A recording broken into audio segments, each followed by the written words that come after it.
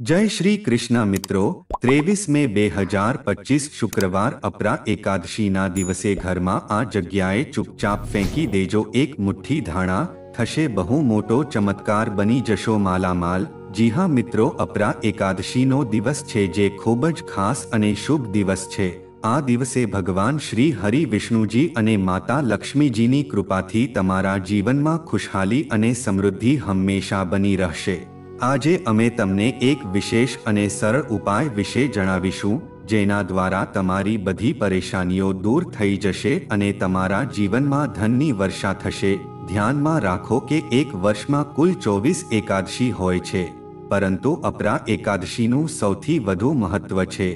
આ દિવસ ખાસ એટલા માટે મનાવવામાં આવે છે કારણ કે આ દિવસે માતા લક્ષ્મીજી તેમના ભક્તો પર તેમના આશીર્વાદ વરસાવે છે અને તેમની જન્મોજન્મની ગરીબી દૂર કરી ધનવાન બનાવે છે। જો તમે અપરા એકાદશીનું વ્રત રાખી શકો તો કોઈ ચિંતાની વાત નથી, પરંતુ જો તમે વ્રત ન રાખી શકો તો પણ આ એક ઉપાય જરૂર કરજો જે અમે તમને આગળ જણાવશું। આ ઉપાય એક સરળ અને અસરકારક ઉપાય છે જે છે એક મુઠ્ઠી ધાણાનો ઉપાય। ધાણાનો આ ઉપાય કરવાથી તમારા જીવનમાં ચાલી રહેલી આર્થિક તંગીનો ઉકેલ આવશે। જો તમે આ ઉપાય યોગ્ય સમયે અને વિધિપૂર્વક કરો તો તે તમારા જીવનમાં સમૃદ્ધિ અને ધનના માર્ગો ખોલી જશે અને તમારી ગરીબી હંમેશા માટે નાબૂદ થઈ જશે। જી હા મિત્રો, ભગવાન શ્રી હરિ વિષ્ણુજી અને માતા લક્ષ્મીજીના આશીર્વાદ મેળવવા માટે આ ઉપાય કરવો ખૂબ ફાયદાકારક સાબિત થશે। ધાણાનો ઉપાય પુરાણોમાં પણ દર્શાવાયો અને આ એક પ્રાચીન ઉપાય છે। કહેવામાં આવે છે કે આ દિવસે ધાણાનો ઉપાય કરવાથી ઘરમાં સમૃદ્ધિ આવે છે અને તમામ પ્રકારની આર્થિક પરેશાનીઓ સમાપ્ત થઈ જાય છે। આ ઉપાય કર્યા પછી તમને માત્ર ધન પ્રાપ્તિનો જ આશીર્વાદ નહીં પરંતુ તમારા ઘરમાં રહેલા તમામ દુઃખો દૂર થઈને ખુશહાલી બની રહે તેવા આશીર્વાદ પ્રાપ્ત થશે। તમે ક્યારે સાંભળ્યું છે કે નહીં કે અપરા એકાદશીના દિવસે ભગવાન શ્રી હરિ વિષ્ણુ અને માતા લક્ષ્મીજીના આશીર્વાદથી ઘરના બધા બંધ રસ્તાઓ ખુલ્લા થઈ જાય છે। જો તમે આ દિવસે એક મુઠ્ઠી ધાણાનો ઉપાય યોગ્ય સમયે અને વિધિથી કરો છો તો તે તમારું જીવન બદલી દેશે। ધાણાનો ઉપાયને આપણા વેદો અને પુરાણોમાં વિશેષ મહત્વ આપવામાં આવ્યું છે। આ એક એવો ઉપાય છે કે જે માત્ર તમારી આર્થિક પરિસ્થિતિ જ નહીં સુધારે પણ તમારા જીવનમાં દરેક પ્રકારની સમૃદ્ધિ અને ખુશહાલી લાવશે। તો ભક્તો, આ પવિત્ર દિવસે અવગણના ના કરો। એક મુઠ્ઠી ધાણાનો ઉપાય કરીને ભગવાન શ્રી હરિ વિષ્ણુજી અને માતા લક્ષ્મીજીનો આશીર્વાદ મેળવો અને તમારા જીવનમાં ખુશહાલી લાવો। જેમ કે અમે આ વિડીયોમાં જણાવીએ છીએ તેમ વિધિપૂર્વક આ ઉપાય કરો અને જુઓ કે કેવી રીતે તમારા જીવનમાં બદલાવ આવે છે। તો વિશ્વાસ રાખો ભક્તો, આ નાના ઉપાયને કર્યા પછી તરત જ ભગવાન શ્રી હરિ વિષ્ણુજી અને માતા લક્ષ્મીજીના આશીર્વાદથી તમને તમારા જીવનના તમામ પ્રકારના દુઃખ પરેશાનીઓથી અને કષ્ટોથી મુક્તિ મળી જશે। તમારા જીવનમાં ચમત્કારી અને સકારાત્મક બદલાવ આવશે। હવે તમે વારંવાર વિચારતા હશો કે એક મુઠ્ઠી ધાણાનો ઉપાય કરવાથી તમે ભગવાન શ્રી હરિ વિષ્ણુજી અને માતા લક્ષ્મીજીનો આશીર્વાદ કેવી રીતે મેળવી શકો છો? તો તમારી જાણકારી માટે જણાવી દઈએ ભક્તો, ધાણાનો સીધો સંબંધ ધન સાથે છે અને તેમાં માતા લક્ષ્મીની દિવ્ય શક્તિઓનો વસવાટ છે। હિન્દુ સનાતન શાસ્ત્રોમાં જણાવાયું છે કે જો તમે ભગવાન શ્રી હરિ વિષ્ણુજી અને માતા લક્ષ્મીજીની પૂજામાં એક મુઠ્ઠી ધાણાનો ઉપાય કરો તો એ પૂજા તરત જ સિદ્ધ થઈ જાય છે। તમને આ ઉપાયનો લાભ ઝડપથી મળશે અને જો તમે અપરા એકાદશીના દિવસે આ એક મુઠ્ઠી ધાણાનો ઉપાય યોગ્ય રીતથી વિધિવિધાનથી ભગવાન શ્રી હરિ વિષ્ણુજી અને માતા લક્ષ્મીજી સામે કરો છો તો માની લો કે એક જ દિવસના ઉપાયથી તમને ભગવાન શ્રી હરિ વિષ્ણુજી અને માતા લક્ષ્મીજીનો આશીર્વાદ મળશે અને પછી તમારા નવગ્રહ અને તમારું ભાગ્ય તમારું સાથ આપવાનું શરૂ કરી દેશે। જે કાર્ય તમે શરૂ કરશો તેમાં તમને સફળતા પ્રાપ્ત થશે। હવે તમારે આ ઉપાય કેવી રીતે કરવાનો છે તેની માહિતી અમે આ વિડીયોમાં અમે આપવા જઈ રહ્યા છીએ, પરંતુ એ પહેલા તમે આ વિડીયોને લાઈક કરીને કોમેન્ટ બોક્સમાં જય માં લક્ષ્મી જરૂર લખજો, જેથી કરીને માતા લક્ષ્મી આ શુભ દિવસે આ શુભ વિડીયો સાથે તમને ખૂબ જ આશીર્વાદ આપે। ભક્તો, સૌથી પહેલો ઉપાય છે દુર્ભાગ્યમાંથી મુક્તિ મેળવવાનો ગુપ્ત ઉપાય। જો તમે ઈચ્છો છો કે તમને તમારા દુર્ભાગ્યમાંથી મુક્તિ મળી જાય, તમારા નવગ્રહોની પીડા સમાપ્ત થઈ જાય અને તમારા જીવનમાં સૌભાગ્યનો સાથ મળે, તો આ એક વાત સમજી લેજો કે મનુષ્યના જીવનનું ભાગ્ય અને ખાસ કરીને રાહુ કેતુનું નિયંત્રણ ભગવાન શ્રી હરિ વિષ્ણુજીના હાથમાં છે। જો તમે આ એકાદશી પર આ એક નાનો ઉપાય કરો તો ભગવાન શ્રી હરિ વિષ્ણુજીના આશીર્વાદથી તમારું ભાગ્ય અને રાહુ કેતુ હંમેશા તમારો સાથ આપશે। તમારા જીવનમાં તમને પ્રગતિ કરવાથી કોઈ પણ રોકી શકશે નહીં। આ ઉપાય માટે તમે તમારા ઘરના પૂજાઘરમાં એક પીળું વસ્ત્ર પાથરો, પછી એ પીળા વસ્ત્ર પર એક મુઠ્ઠી ધાણા મૂકો। ધ્યાનમાં રાખો કે પીળો રંગ ભગવાન શ્રી હરિ વિષ્ણુજીને ખૂબ પ્રિય છે। હવે આ પીળા વસ્ત્રમાં મૂકેલા ધાણાને નાળાહળીના ધાગાથી બાંધીને એક પોટલી બનાવી લો। આ પોટલીને તમારા હાથમાં પકડો અને ભગવાન શ્રી હરિ વિષ્ણુજીનો બીજ મંત્ર 11 વખત જાપ કરો। બીજ મંત્ર છે ઓમ નમો ભગવતે વાસુદેવાય નમઃ। અમે તેને ફરીથી પુનરાવૃત્તિ કરીએ છીએ, ઓમ નમો ભગવતે વાસુદેવાય નમઃ। હવે આ પોટલીને એ રૂમમાં મૂકો જ્યાં તમે વધારે સમય વિતાવો છો। બસ આટલો જ ઉપાય તમારે આ એકાદશીના દિવસે કરવાનો છે। આગામી એકાદશી પર આ પોટલીને વહેતી નદીમાં પ્રવાહિત કરી દેજો અને નવી પોટલી એ જ રીતથી તમારા રૂમમાં મૂકી દેજો। આ નાનકડા ઉપાયને કરવાથી હંમેશા તમારું ભાગ્ય તમારો સાથ આપશે। આ પોટલી તમારા જીવનના બધા દોષોને સમાપ્ત કરતી રહેશે, જે તમારા જીવનમાં મુશ્કેલીઓ પેદા કરે છે। તો આ ઉપાય કરવાનું ભૂલશો નહીં। જો તમે ઈચ્છો છો કે હંમેશા તમારું ભાગ્ય અને રાહુ કેતુ તમારો સાથ આપે તો આ ઉપાય તમારા માટે લાભદાયક રહેશે।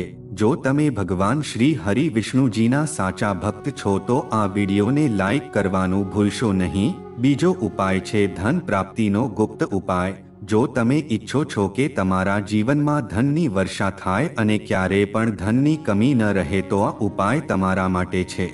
માતા લક્ષ્મી અને ભગવાન શ્રી હરિ વિષ્ણુના આશીર્વાદથી તમને ધન સંબંધિત કોઈ પણ મુશ્કેલીનો સામનો કરવો નહીં પડે।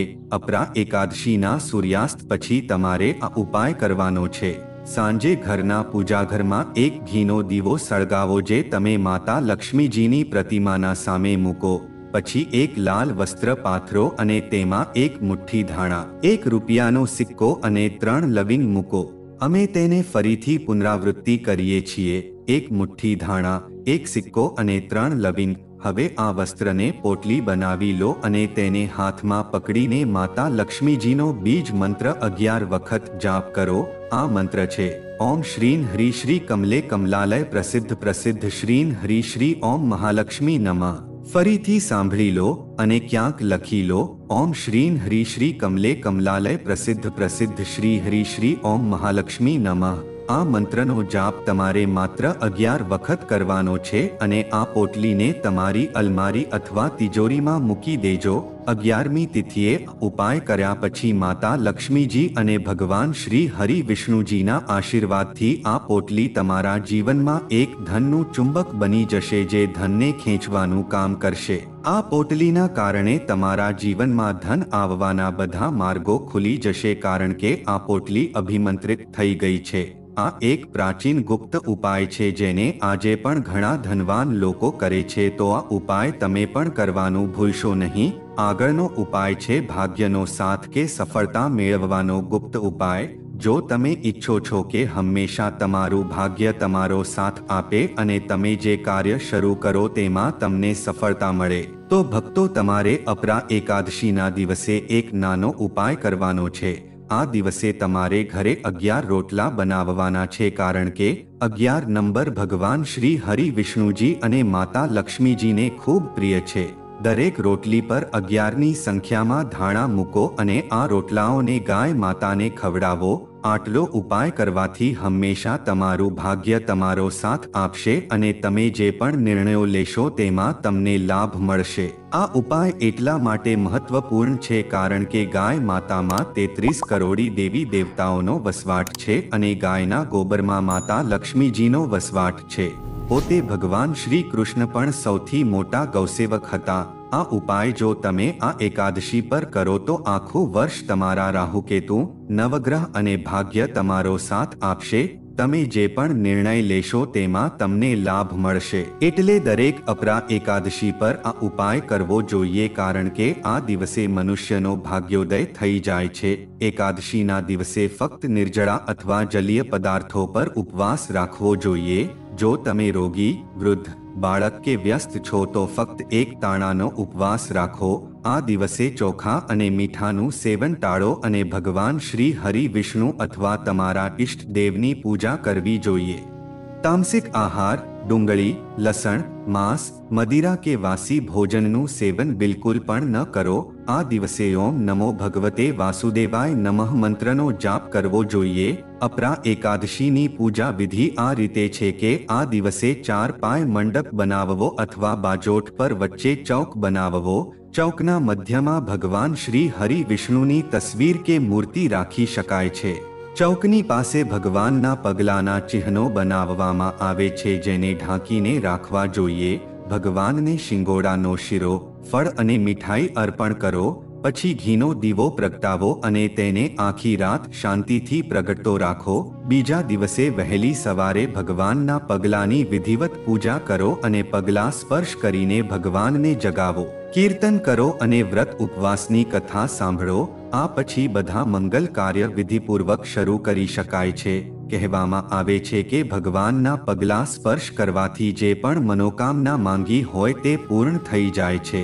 આ દિવસ ખાસ કરીને ભગવાનની કૃપાનો દિવસ માનવામાં આવે છે, કારણ કે આ દિવસે ભગવાન પોતાની સંપૂર્ણ શરણમાં આવેલા ભક્તો પર અનંત કૃપા વરસાવે છે. બધા ભક્તોએ આ વાત યાદ રાખવી જોઈએ કે અપરા એકાદશી પર ભગવાન શ્રી હરિ વિષ્ણુની ભક્તિ અને ઉપાસથી વિશેષ આશીર્વાદ મળે છે. આપણા સનાતન ધાર્મિક ગ્રંથોમાં કહેવામાં આવ્યું છે કે આ દિવસે ભગવાન શ્રી વિષ્ણુજીના દર્શનથી જીવનમાં સમૃદ્ધિ, સુખ, શાંતિ અને વિભૂતિનો માર્ગ ખુલ્લો થઈ જાય છે. આ દિવસે કરેલો દરેક કાર્ય ખૂબ પુણ્યદાયક માનવામાં આવે છે અને વિશેષ આશીર્વાદ મેળવવા માટે આ દિવસે વ્રત, પૂજા અને ધાર્મિક કાર્યોમાં લીન રહેવું જોઈએ. અપરા એકાદશીના દિવસે કેટલીક બાબતોનું ખાસ ધ્યાન રાખવું ખૂબ જરૂરી છે. સૌથી મહત્વપૂર્ણ વાત તો એ છે કે આ દિવસે ચોખાનું સેવન બિલકુલ પણ ન કરવું જોઈએ. આપણા ધાર્મિક માન્યતા પ્રમાણે ચોખા ખાવાથી મન અને શરીરમાં સ્થિરતા રહેતી નથી અને વ્રતનો ઉદ્દેશ પૂર્ણ થતો નથી. એ જ રીતે ચોખામાંથી બનેલી કોઈ પણ વસ્તુનું સેવન પણ વર્જિત છે. તેના સિવાય આ દિવસે લસણ અને ડુંગળીનો સેવન પણ નહીં કરવું જોઈએ. લસણ અને ડુંગળી ખાવાથી માનસિક અને શારીરિક સંતુલન બગડે છે અને ભક્તના માર્ગમાં અવરોધ ઊભો થઈ શકે છે. આ દિવસે ખાસ કરીને સાત્વિક આહારનું સેવન કરવું જોઈએ, જેમાં તાજા ફળો, સૂકા મેવા અને અન્ય સાત્વિક ખાદ્ય પદાર્થોનો સમાવેશ થાય છે. અપરા એકાદશીનો દિવસ ખાસ કરીને ભગવાન શ્રી વિષ્ણુ અને માતા લક્ષ્મીનો આશીર્વાદ મેળવવાનો અવસર છે. જો તમે આ દિવસે વ્રત રાખો છો અને ભગવાનની પૂજા સાચી રીતથી કરો છો તો તમારા જીવનમાં આવી રહેલી બધી મુશ્કેલીઓ દૂર થઈ શકે છે. આ દિવસે ભગવાન શ્રી હરિ વિષ્ણુના નામના જાપ અને ઉપાસનાથી સમૃદ્ધિ અને ઐશ્વર્યની પ્રાપ્તિ થાય છે. તમે જો આ દિવસે વિધિપૂર્વક વ્રત અને પૂજા કરો તો ન માત્ર તમારા જીવનમાં સુખ શાંતિ આવશે, પણ તમારા ઘરમાં લક્ષ્મીનો વાસ થશે અને ધનની વર્ષા પણ થશે. તેથી આ દિવસને કોઈ પણ હાલતમાં અવગણશો નહીં. સાથે જ મિત્રો, આ વાતનું ખાસ ધ્યાન રાખજો કે એકાદશી તિથિમાં વૃક્ષોડના ફૂલ તથા પાન તોડવા જોઈએ નહીં. વિષ્ણુજીની પૂજામાં તુલસીના પાન ચઢાવવા હોય તો એક દિવસ પહેલા જ પાન તોડી લેવા જોઈએ. એકાદશીના એક દિવસ અગાઉ સૂર્યાસ્ત પહેલા ઘરમાં કચરા વાળીને સફાઈ કરી લેવી જોઈએ. એકાદશીના દિવસે કચરો વાળવો જોઈએ નહીં. આવું કરવાથી કીડી અને સૂક્ષ્મ જીવ મૃત્યુ પામે છે અને તેનું પાપ લાગે છે.